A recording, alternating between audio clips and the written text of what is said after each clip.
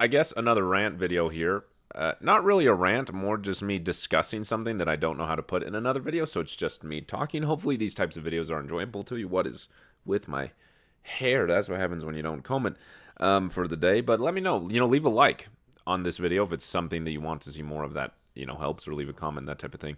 But it's something that was in the original OTA video that I released about the decks to see if the OTA actually had an influence and if some of the cards can now be played in decks or if archetypes are revived.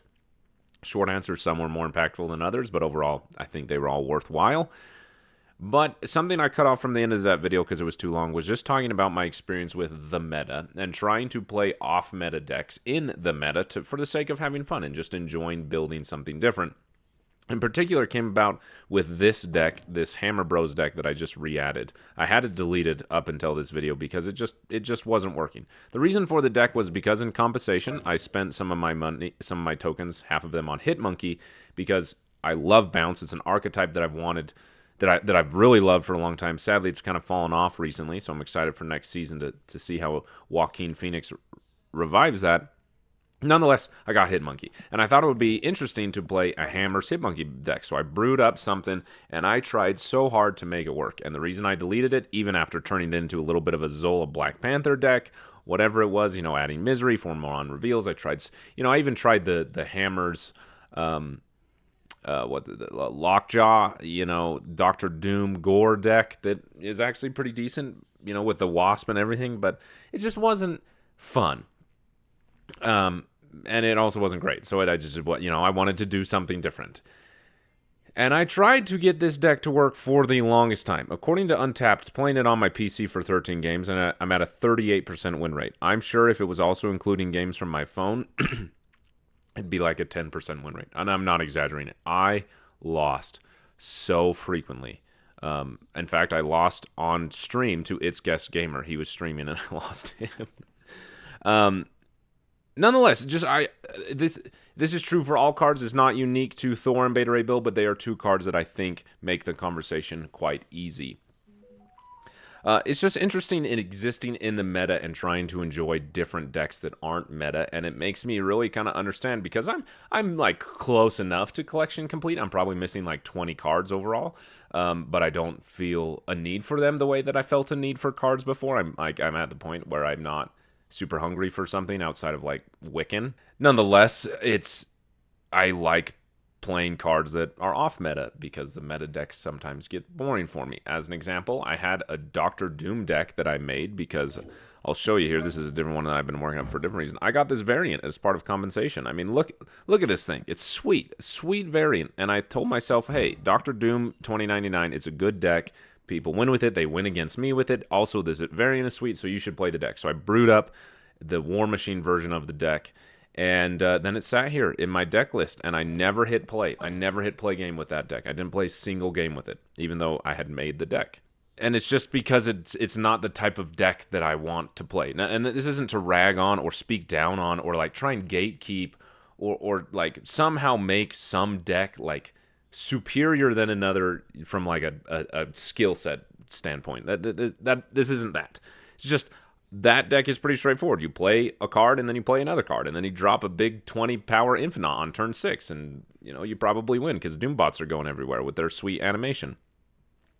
Something like Bounce or Move Bounce requires a lot more strategy and a lot more engagement and a lot more thinking and proactive thinking and planning out turns, which I lose very frequently with. That deck is very countered right now. Killmonger's everywhere. Shang-Chi is everywhere right now. Mill is just ruining things, which is fine. So I lose, but it's just fun to play because it requires that type of engagement and strategy. And so this deck is the same way.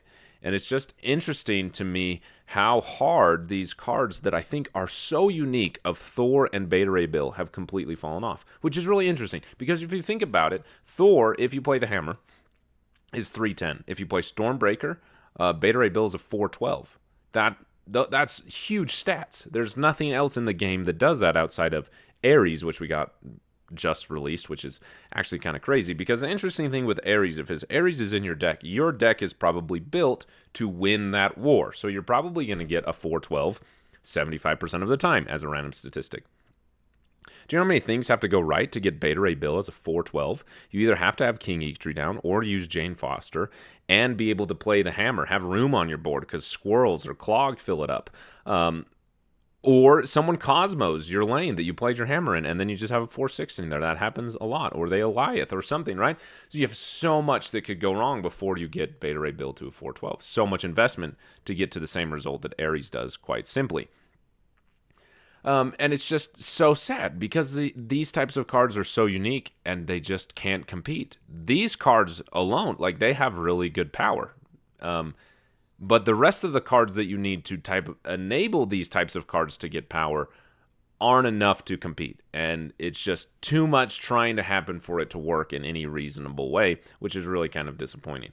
Especially when you think about just like, as a one-off, I was playing this deck, and I played against a collector bullseye deck, which those things are ramping off like crazy. Those decks go off, which is fine. Again, another deck that I played, I made a video about it. It was super good. I used it. I got to infinite. Here it is, the one that Alex Kosha made, and I just haven't played it since. Like it's kind of lost its appeal to me. It's not fun. But anyway, I was playing against one of those decks. They had a collector, which is a 2-costed card. Get to 28 power. 28 power for a 2-costed card. And yeah, it's like that didn't happen on its own. It's a similar thing where they've got to play Blades, and they've got to play Modocs, and they've got to play Bullseyes, and they've got to have Swarms in hand to discard, right? Of course, it's like that's the magic of a synergistic deck. So Beta Ray Bill in the same way needs synergistic cards like Jane Foster or Odin or Misery, those types of things, right? However, do you know how much work it takes to get Beta Ray Bill to 12 power, right? I don't even remember what their Morbius got to, but their collector was 28 power, and then their Morbius was at whatever their Morbius was. My Beta Ray Bill, to get it to 24 power, I have to play Beta Ray Bill, which is a 4-costed card, draw the hammer in some way, play the hammer, and get it to on-reveal a second time in some way. And then he'll be at 24 power. Still less than the collector was.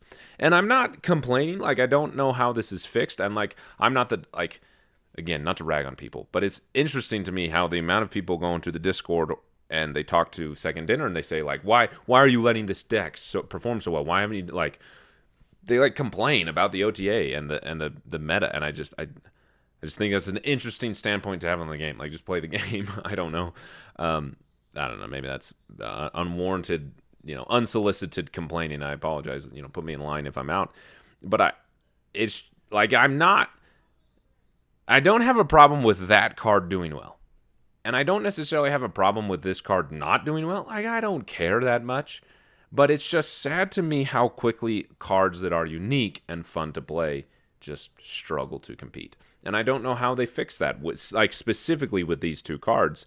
How do you make these cards more competitive? Draw the hammer? Okay, well then that's Beta Ray Bill is a 412, no downsides. Thor is a 310, no downsides, right? I don't know what it is. I am saddened because it's hard to exist in the meta. And I said this in my chat that in my Alliance Discord, I said that anytime I try to play an off-meta deck, I'm reminded why people want to play meta decks. Because when you're lacking meta cards, it feels like you're struggling to compete. And I'm not talking about playing the most meta thing, because something that I think actually Second Dinner is doing better now than they ever have with the cards they're releasing and the OTAs that they're doing is trying to give more archetype options. There's more decks that can compete with one another. There's not one deck that is the best. And even if there is one deck that's the best, there's other decks that are working good enough to compete, to give players options at different collection levels and also just different interest levels and different interests.